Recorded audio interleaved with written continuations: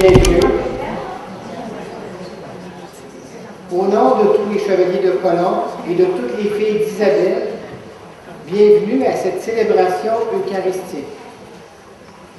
Ce soir, nous voulons prendre quelques instants avec chacun de vous pour rendre un hommage particulier à nos frères chevaliers et nos sœurs filles d'Isabelle, partis pour la maison de notre Père Céleste au cours de l'année.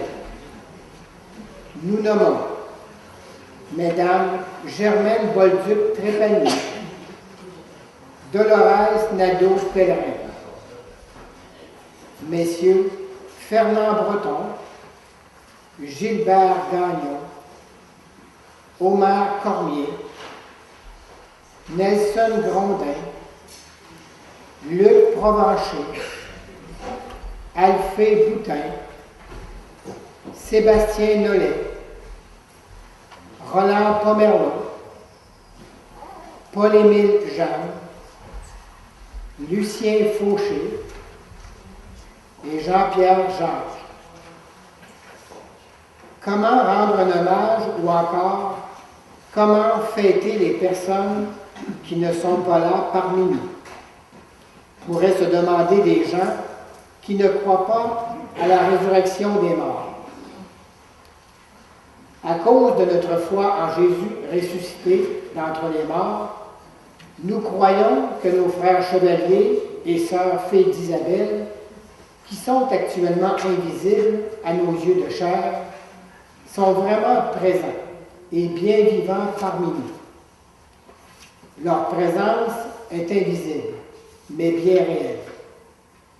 C'est pourquoi ce soir, nous voulons redire à nos frères chevaliers et sœurs filles d'Isabelle, ainsi qu'à leur famille, que nous les aimons et que nous ne les oublions pas.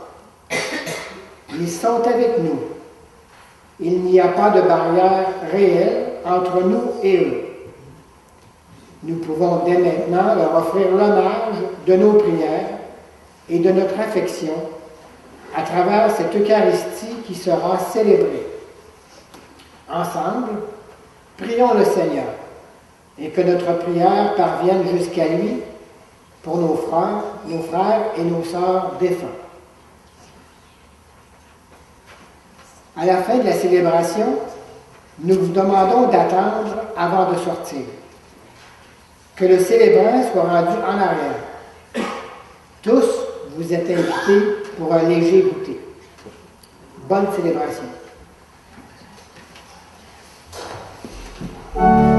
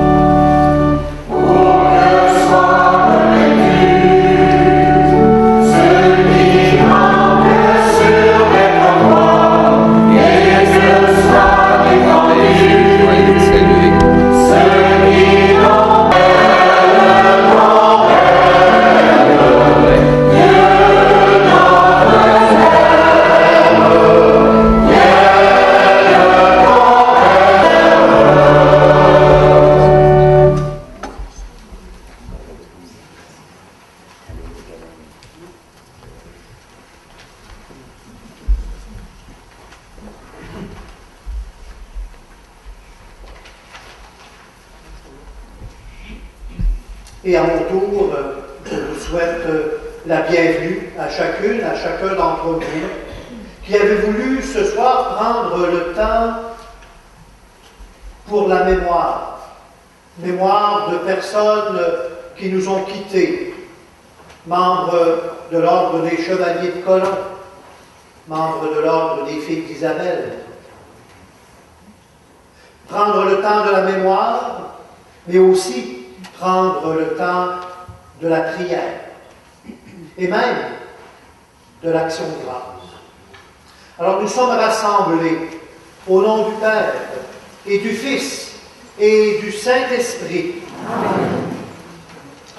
Que Dieu, notre Père, dont la miséricorde est sans limite, accueille auprès de lui tous nos parents et amis qui sont partis à sa rencontre.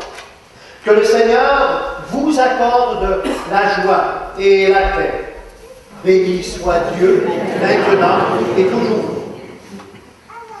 Et en ce jour, prêtons nos voix, prêtons nos cœurs à nos chers disparus, afin d'implorer la miséricorde de Dieu pour toutes leurs faiblesses ou limites qui les empêcheraient de voir Dieu face à face.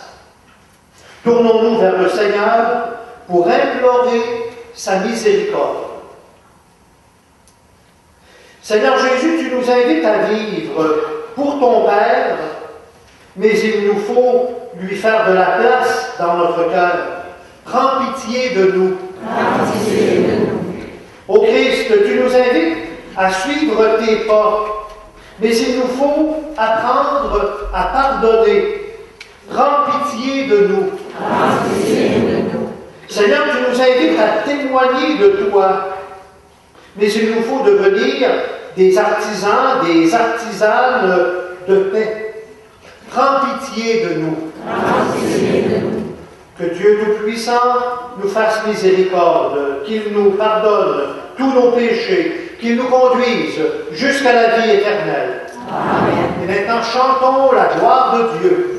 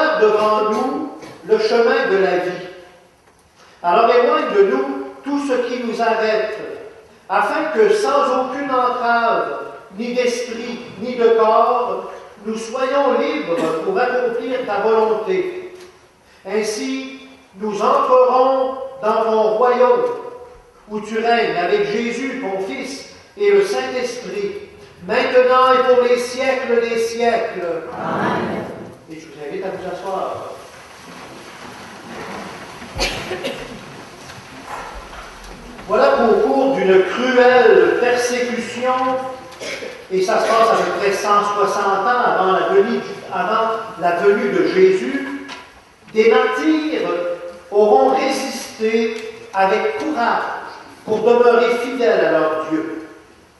La raison, c'est qu'ils avaient foi en la résurrection.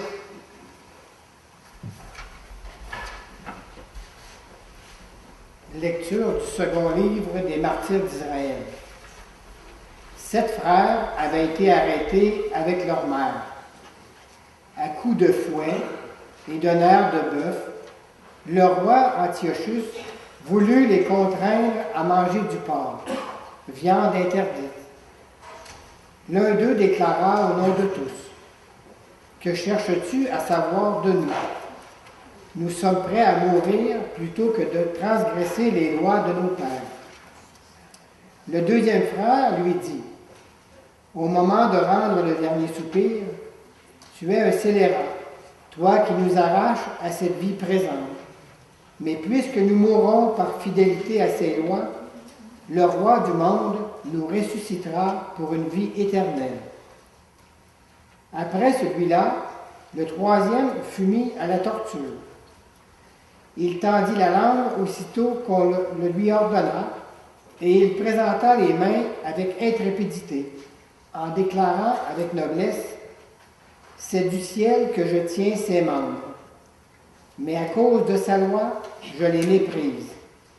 Et c'est par lui que j'espère les retrouver. » Le roi et sa suite furent frappés du courage de ce jeune homme qui comptait pour rien les souffrances. Lorsque celui-ci fut mort, le quatrième frère fut soumis aux mêmes tortures. Sur le point d'expirer, il parla ainsi: « Mieux vaut mourir par la main des hommes, car on attend la résurrection promise par Dieu. Tandis que toi, tu ne connaîtras pas la résurrection pour la vie éternelle. » Parole du Seigneur. Rendons grâce à Dieu.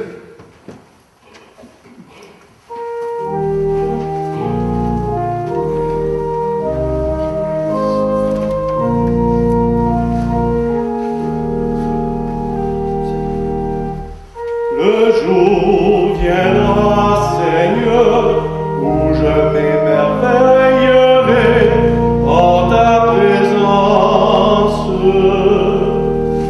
Le jour viendra, Seigneur, où je m'émerveillerai en ta présence. Seigneur, écoute la justice. Entends ma plainte, accueille ma prière. Tu sondes mon cœur, tu me visites la nuit. Tu m'éprouves sans rien trouver. Le jour viendra, Seigneur, où je m'éveillerai en ta présence. J'ai tenu mes pas sur tes traces. Jamais mon pied n'a trébuché. Je t'appelle, toi, le Dieu qui répond. Écoute-moi, entends ce que je dis. Le jour viendra, Seigneur, où je m'éveillerai en ta présence. Garde-moi comme la prunelle de l'œil. À l'ombre tes ailes cache-moi, et moi par la justice je verrai ta face. Au réveil je me rassasierai de ton visage. Le jour viendra, Seigneur, où je m'émerveillerai en ta présence.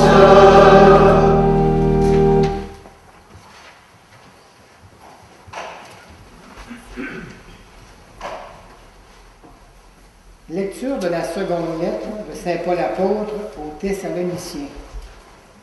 Frères et sœurs, laissez-vous réconforter par notre Seigneur Jésus-Christ lui-même et par Dieu notre Père, lui qui nous a aimés et qui, dans sa grâce, nous a pour toujours donné réconfort et joyeuse espérance, qu'ils affermissent votre cœur dans tout ce que vous pouvez faire et dire de bien. Priez aussi pour nous, frères, afin que la parole du Seigneur poursuive sa course et qu'on lui rende gloire partout comme chez vous. Priez pour que nous échappions à la méchanceté des gens qui nous veulent du mal, car tout le monde n'a pas la foi. Le Seigneur, lui, est fidèle. Il vous affermira et vous protégera du mal. Et dans le Seigneur, nous avons pleine confiance en vous. Vous faites et vous continuerez à faire ce que nous vous ordonnons. Que le Seigneur vous conduise à l'amour de Dieu et à la persévérance pour attendre le Christ. Parole du Seigneur. Rendons grâce à Dieu.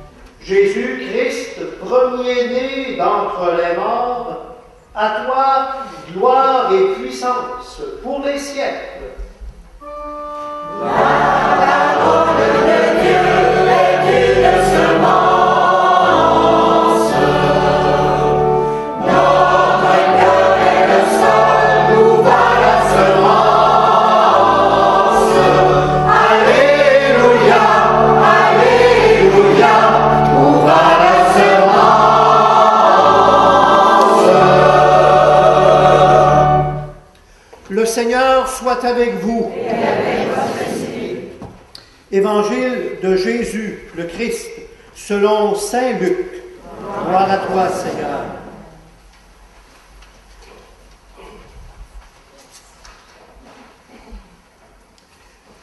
Des Sadducéens, ceux qui prétendent qu'il n'y a pas de résurrection, vinrent trouver Jésus et ils l'interrogèrent. Maître, Moïse nous a donné cette loi. Si un homme a un frère marié, mais qui meurt sans enfant, qu'il épouse la veuve pour donner une descendance à son frère. Or, il y avait 7 frères. Le premier se maria et mourut sans enfant. Le deuxième, puis le troisième épousèrent la veuve, et ainsi tous les 7. Ils moururent sans laisser d'enfants. Finalement, la femme mourut aussi. Eh bien, à la résurrection, cette femme, de qui sera-t-elle l'épouse, puisque les 7 l'ont eue pour femme? Jésus répond, les enfants de ce monde se marient, mais ceux qui ont été jugés dignes d'avoir part au monde à venir et à la résurrection d'entre les morts ne se marient pas, car ils ne peuvent plus mourir. Ils sont semblables aux anges, ils sont fils de Dieu en étant héritiers de la résurrection. Quant à dire que les morts doivent ressusciter, Moïse lui-même le fait comprendre dans le récit du buisson ardent, quand il appelle le Seigneur le Dieu d'Abraham, le Dieu d'Isaac et le Dieu de Jacob. Il n'est pas le Dieu des morts, mais des vivants. Tous vivent, en effet, pour lui. Acclamons la parole de Dieu. Louange à toi, Seigneur Jésus.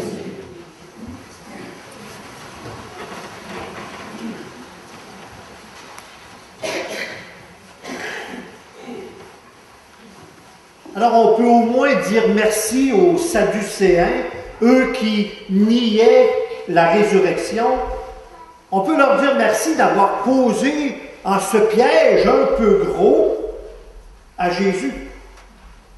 Parce que cette interrogation nous a obtenu des éclaircissements sur ce qui sera au-delà de la vie sur la terre.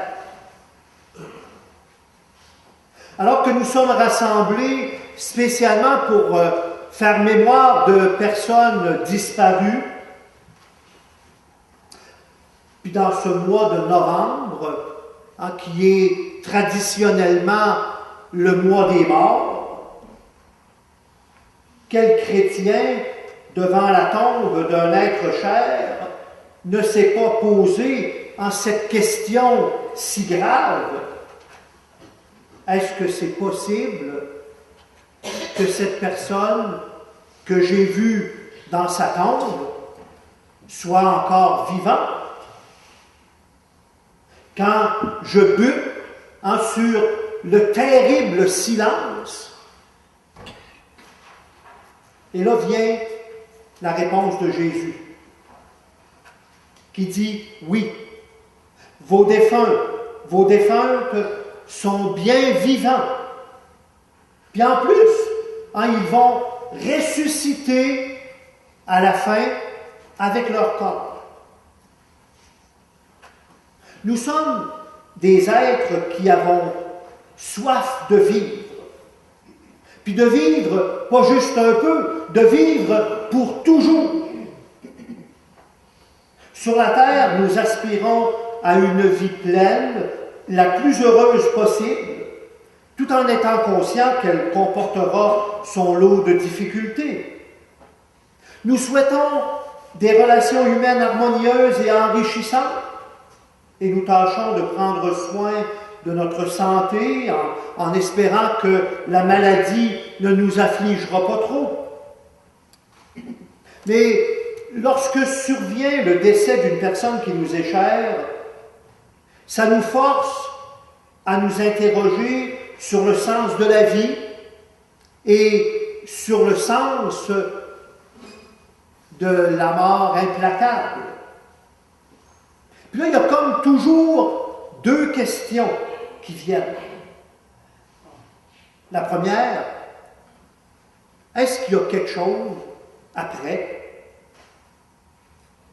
Et la seconde, quelle sera, s'il y a quelque chose après, notre condition dans cet état qui nous attend? Deux questions. Puis la plupart des religions, pas juste les chrétiens, disent que les êtres humains sont appelés à survivre après leur mort. Et nous, les chrétiens, on met des mots. On ose affirmer dans le credo que nous croyons à la résurrection des morts et à la vie éternelle. Puis cette fois, on ne l'invente pas. Ces affirmations de foi, on les tient de l'enseignement de Jésus et de sa propre résurrection. Ces affirmations de foi, nous les tenons des apôtres qui ont vu Jésus vivant après sa mort sur la croix. Fort de ce témoignage, nous croyons que notre existence se prolongera après notre dernier souffle. Dans la préface qu'on utilise le plus souvent lors des célébrations de funérailles, on dit ceci: « Car pour tous ceux, toutes celles qui croient en toi, Seigneur, la vie n'est pas détruite, mais elle est transformée. »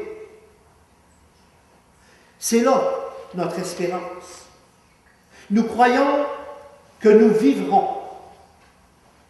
Mais comment? Comment vivrons-nous? Puis là, on essaye d'imaginer. On pense le ciel à partir des expériences les plus heureuses que l'on connaît sur la terre. Un tel, on va dire, il aimait ça jouer du violon dans le ciel, il va faire partie d'un orchestre symphonique. Puis l'autre, il aimait ça jouer au golf. Imagine le terrain qu'il va avoir, puis etc. Hein, puis il y a bien des histoires là-dessus, d'ailleurs. Mais on sait bien que, malgré tous nos efforts d'imagination, ça risque d'être bien différent. Devant une réalité si mystérieuse, nous ne pouvons recourir qu'aux images. D'ailleurs, Jésus lui-même en a utilisé des images pour faire comprendre à quoi ressemblerait la vie au ciel. À un moment donné, il a comparé la vie au ciel à un festin extraordinaire de noces, dans lequel il veut évoquer la joie profonde, la joie d'être uni à Dieu et aux autres pour toujours. Puis dans l'évangile qu'on vient d'entendre, alors que les Sadducéens veulent amener Jésus à se prononcer sur le comment de la vie après la mort, en lui soumettant un cas assez invraisemblable, d'ailleurs dans lequel Jésus ne se laisse pas enfermer, les relations qui existeront entre les êtres humains au ciel ne seront pas, dit Jésus, un décalque de leur forme terrestre. Non, c'est l'amour de Dieu qui unira toutes les personnes les unes aux autres. Ce qui nous permettra de nous tenir devant Dieu, c'est que nous serons introduits dans son intimité, comme des filles, comme des fils. Notre amour des autres, puis même l'amour d'un époux, d'une épouse, deviendra comme épanoui parfaitement dans l'amour de Dieu. Car nous nous aimerons les uns les autres du même amour dont Dieu nous aime. La foi en la résurrection, c'est un des éléments fondamentaux de notre foi catholique. Elle nous renvoie à Dieu lui-même et à son projet pour nous. Dieu, il est vivant. Plus, Dieu, il est la vie. C'est ce que dit Jésus, je suis la résurrection et la vie. Et Jésus, il a fait le don de lui-même dans l'amour. La vraie vie, elle est amour, jusqu'au bout. Parce qu'il est vie et amour, Dieu nous fait vivre dès maintenant. Puis il nous promet une vie au-delà de la vie sur la terre. Qui donc serait Dieu s'il oubliait dans la mort ceux et celles qu'il s'est liés d'amour par le baptême au sein d'une relation personnelle? Aux êtres assoiffés de vie que nous sommes, Dieu donne de vivre dès maintenant par lui.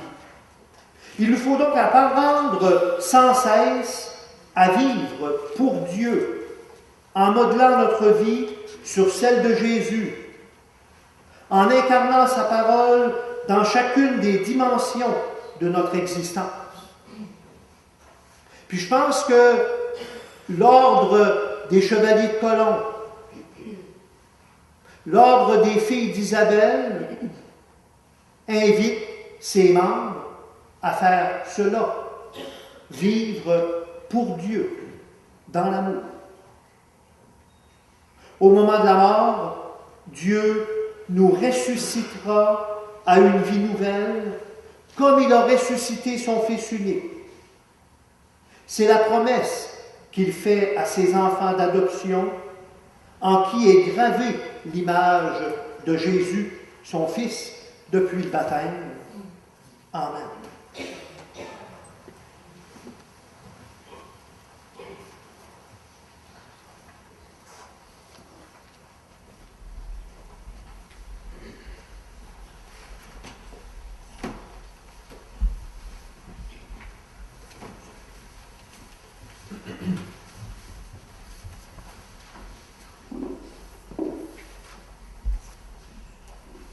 Nous allons maintenant poser un geste symbolique cache une réalité profonde. Notre cérémoniaire du Conseil va venir chercher du feu au siège pascal. Nous avons tous que cette lumière du siège pascal symbolise Jésus, lumière du monde.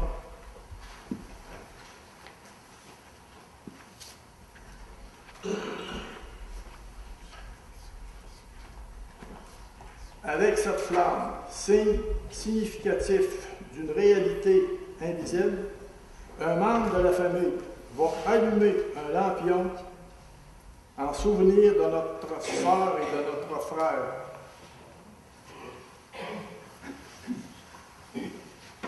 Madame Germaine Bolduc-Trépanier.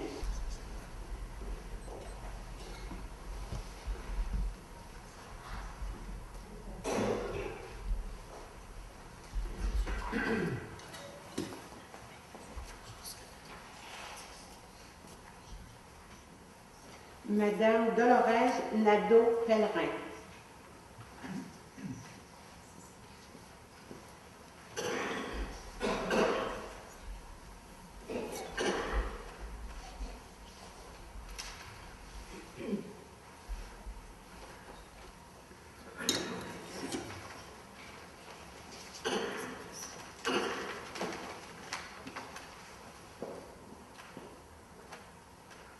Frère Fernand Breton.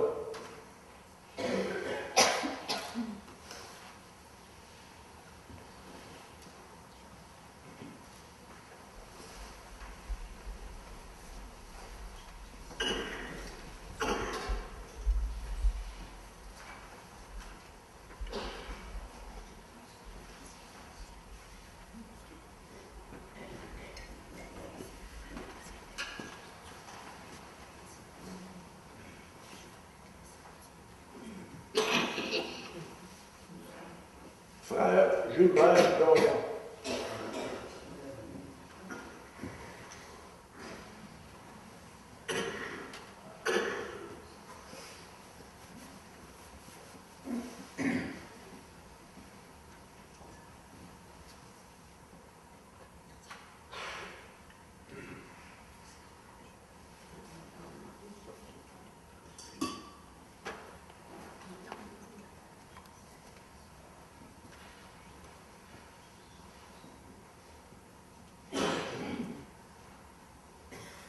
Frère Omer Cormier.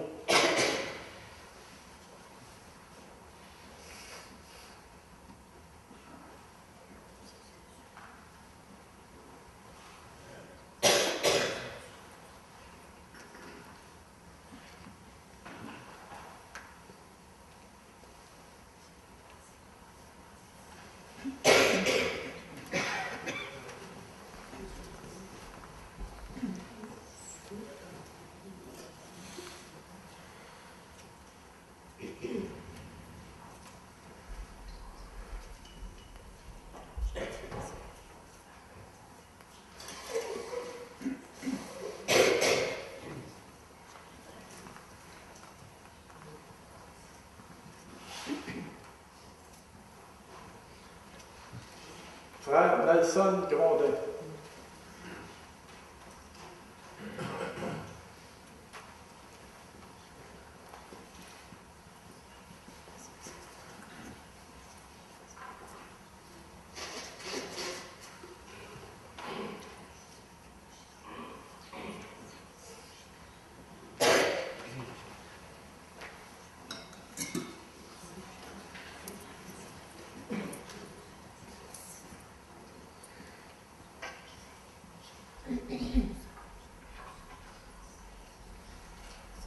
Frère Luc Provencher.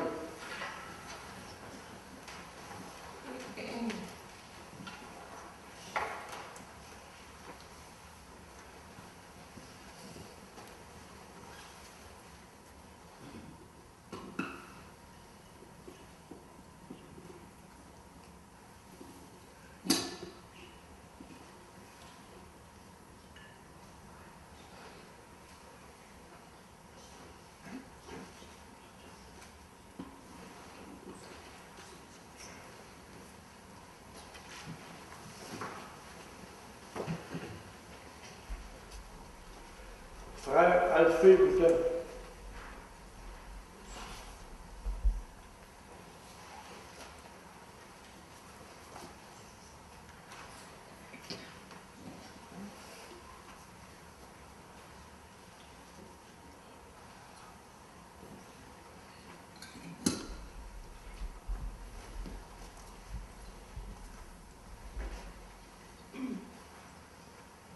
Frère Sébastien Nollet.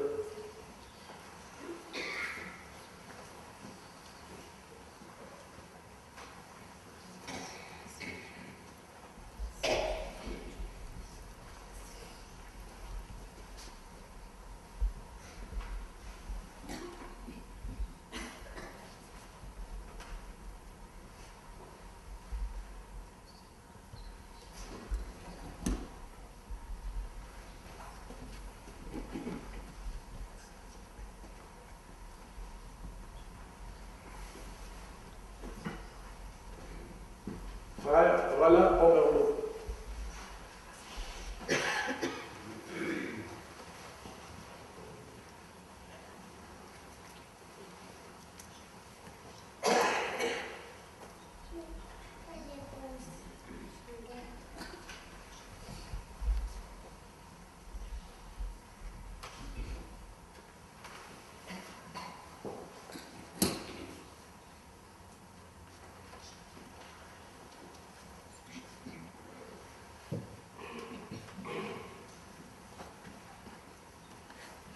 Frère Paul-Émile Jean.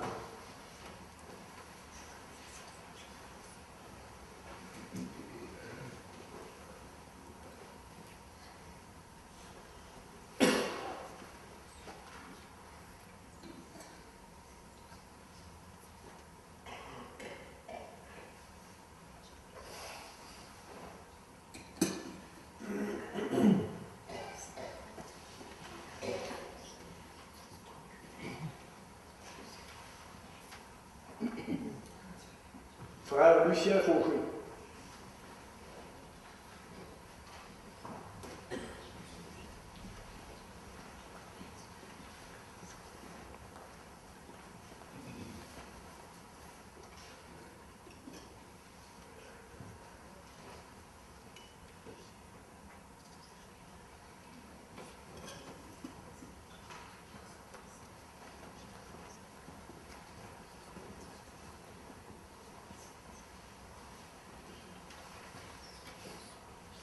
Frère Jean-Pierre Jacques.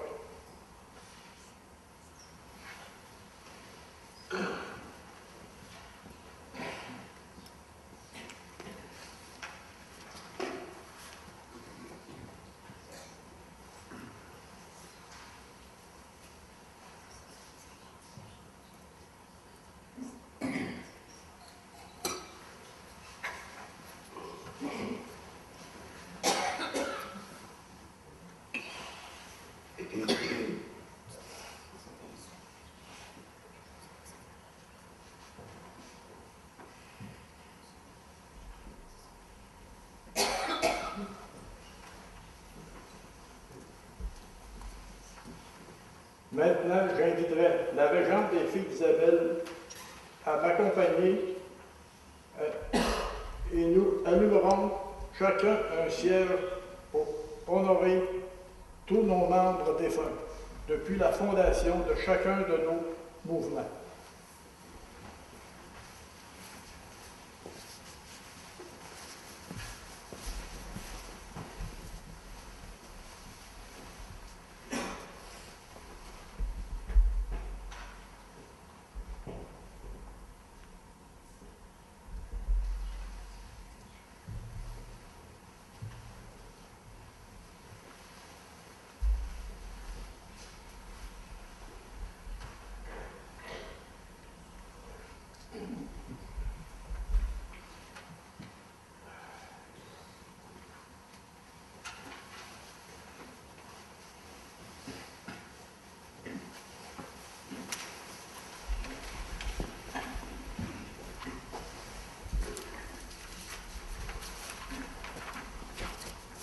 Aujourd'hui, nos frères et nos sœurs qui ont quitté ce monde possèdent la lumière du Christ ressuscité selon le degré de transformation dans l'au-delà.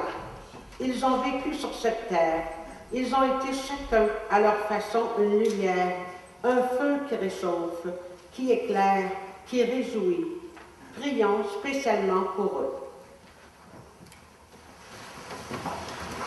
Ont été pour chacun de nous, pour ce qu'ils ont accompli de grand, de bien et de beau.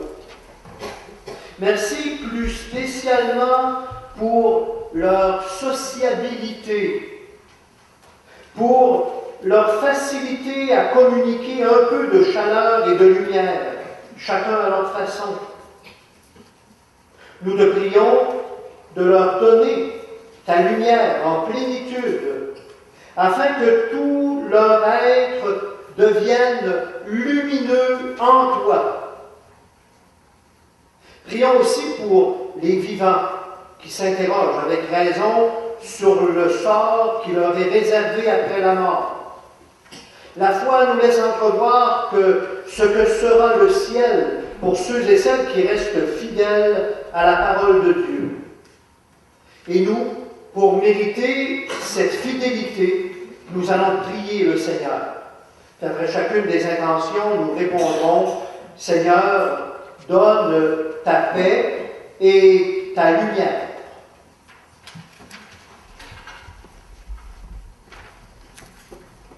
Prions pour tous les hommes et les femmes qui ont quitté cette terre, surtout pour nos parents, nos amis défunts, et pour ceux et celles que nous nommons dans notre cœur.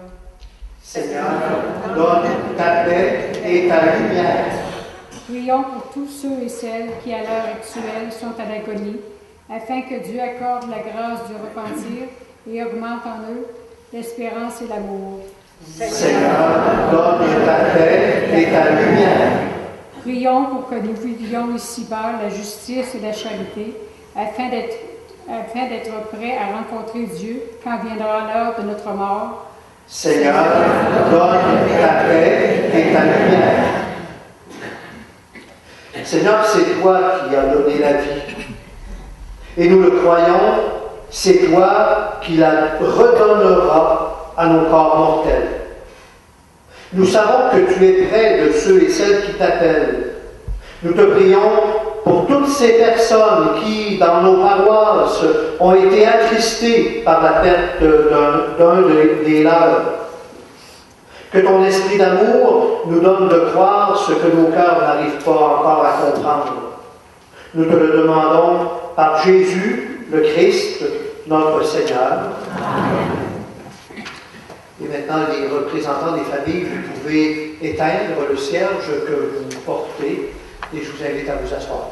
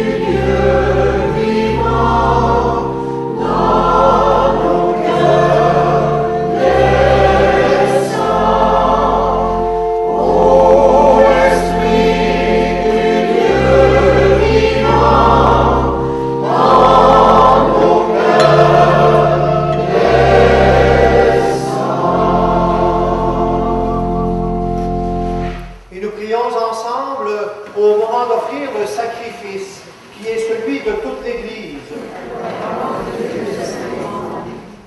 sur les offrandes que nous te présentons, Dieu notre Père, jette un regard de pardon et de paix.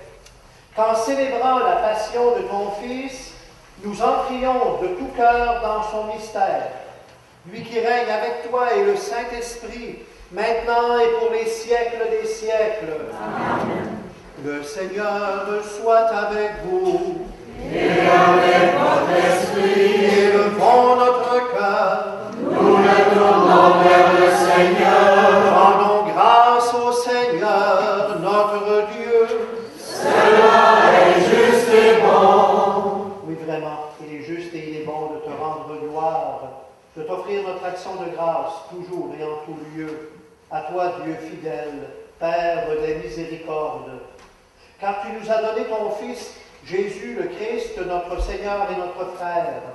Il a manifesté son amour pour les petits et les pauvres, les malades et les pécheurs. Il s'est fait le prochain des opprimés et des affligés. Sa parole et ses actes ont annoncé au monde que tu es vraiment un Père et que tu prends soin de tous tes enfants. C'est pourquoi avec les anges et tous les saints, nous te louons, nous te bénissons, nous chantons l'hymne de ta gloire et sans fin nous proclamons.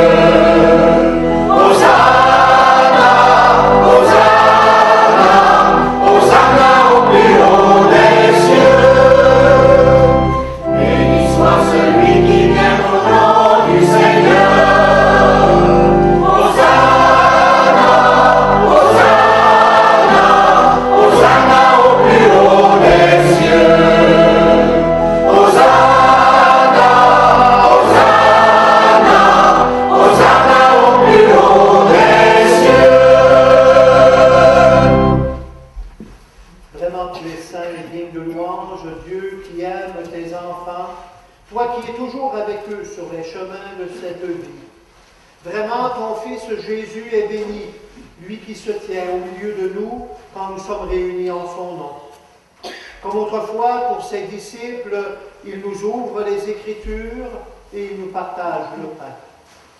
Maintenant donc, par de toute grâce, nous t'en prions. Envoie ton Esprit Saint afin qu'il sanctifie nos offrandes. Que ce pain et ce vin deviennent pour nous le corps et le sang du Christ, notre Seigneur. La veille de sa passion, la nuit de la dernière scène, il prit le pain, il rendit grâce, il le rompit et le donna à ses disciples en disant « Prenez et mangez-en tous. Ceci est mon corps, livré pour vous. »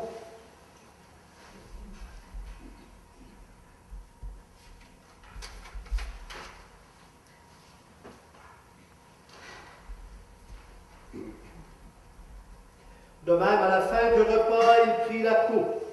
De nouveau, il rendit grâce et la donna à ses disciples en disant « Prenez et buvez-en tous, car ceci est la coupe de mon sang, le sang de l'alliance nouvelle et éternelle, qui sera versé pour vous et pour la multitude en rémission des péchés. Vous ferez cela en mémoire de moi. »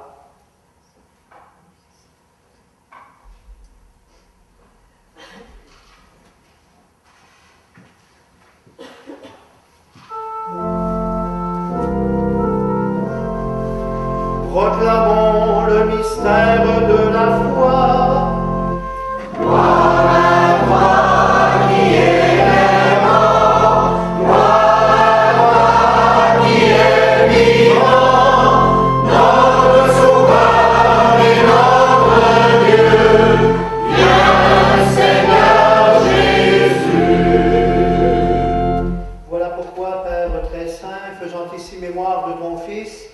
Christ, notre Sauveur, que tu as conduit par la passion et la mort sur la croix à la gloire de sa résurrection pour qu'il siège à ta droite, nous annonçons ton œuvre de grâce jusqu'au jour où il viendra, et nous t'offrons le pain de la vie et la coupe de bénédiction. Regarde avec bonté l'offrande de ton Église, qui te présente par nos mains ce qu'elle a reçu de toi, le sacrifice de louange, la Pâque du Christ. Que la force de ton esprit fasse de nous dès maintenant et pour toujours les membres de ton Fils ressuscité, par cette communion à son corps et à son sang.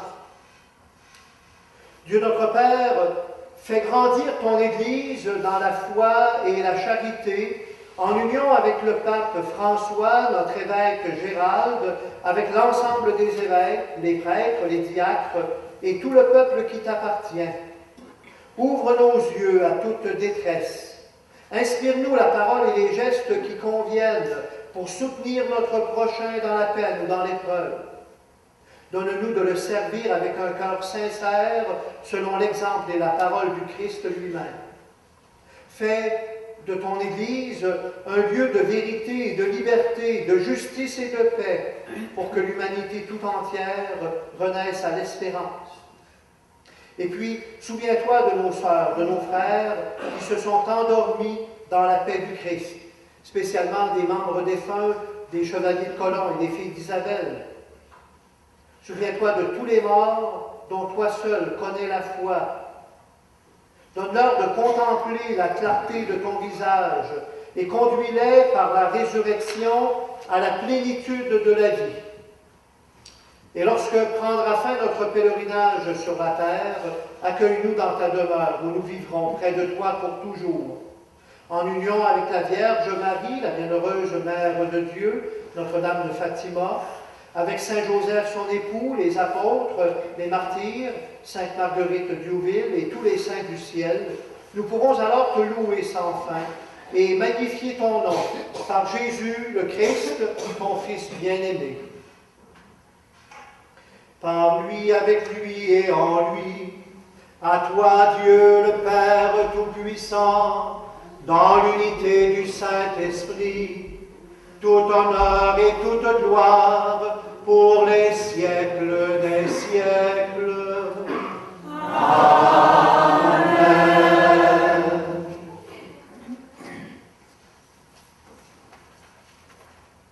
Et maintenant, d'un seul cœur et d'une seule voix, nous disons la prière que Jésus nous a enseignée. Notre Père, qui es aux cieux, que ton nom soit sanctifié, que ton règne vienne, que ta volonté soit faite sur la terre comme au ciel. Donne-nous aujourd'hui notre pain de ce jour. Pardonne-nous nos offenses, comme nous pardonnons aussi à ceux qui nous ont offensés. Et ne nous soumets pas à la tentation, mais délivre-nous du mal. Oui, Seigneur, délivre-nous de tout mal et donne la paix à notre temps. Par ta miséricorde, libère-nous du péché. Rassure-nous devant les épreuves, en cette vie où nous espérons le bonheur que tu promets et l'avènement de Jésus-Christ, notre Sauveur.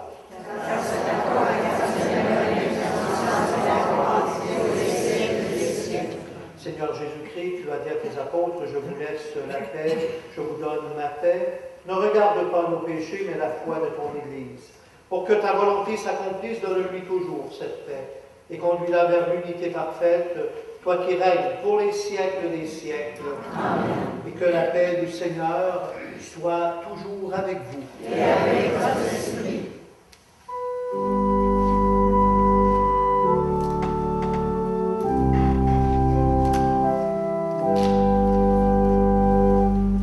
Agneau de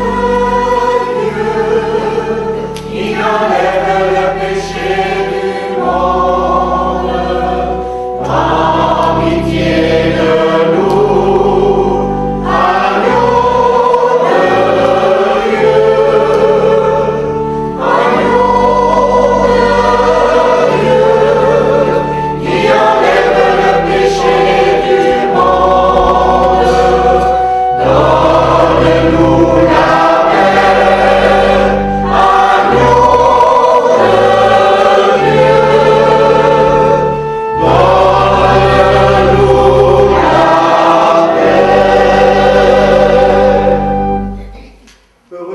invité au repas du Seigneur. Voici celui par qui nous pouvons avoir accès à la résurrection. Il est l'agneau de Dieu qui enlève le péché du monde. Seigneur, je ne suis pas digne de te recevoir, mais si seulement une parole, je serai guéri.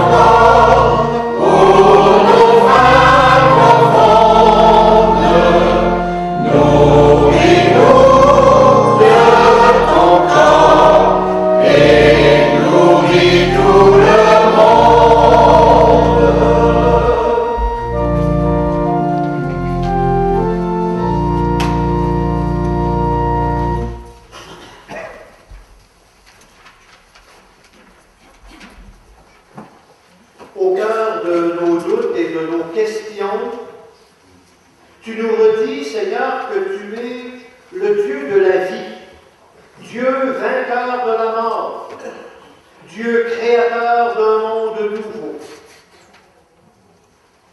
Nous te disons merci, Seigneur, de nous avoir donné le goût de ce monde nouveau, parce que tu es un Dieu amoureux de la vie. Nous te faisons confiance, même si nous ignorons encore les détails. Nous savons quel genre de Dieu tu es, et cela nous suffit pour savoir quel genre de vie tu nous réserves. Pour tout ce que tu es, et pour tout ce que tu nous prépares, nous te disons merci. À toi, le Dieu des vivants, Dieu de la vie de tous les jours, Dieu de la vie pour toujours. Amen.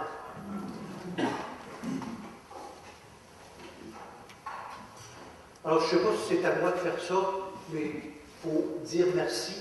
Merci à vous d'avoir été là aujourd'hui pour vous souvenir et prier pour ces personnes qui nous ont quittés au cours de l'année.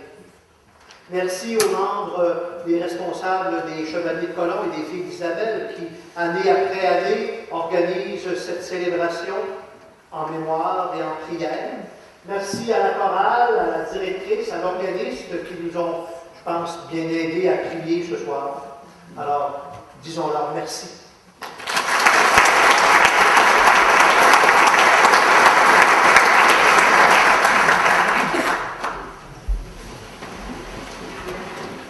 Le Seigneur soit avec vous. Et que Dieu Tout-Puissant vous bénisse, le Père, le Fils et le Saint-Esprit. Amen. Allez demeurer dans la paix et dans la joie du Christ. Amen.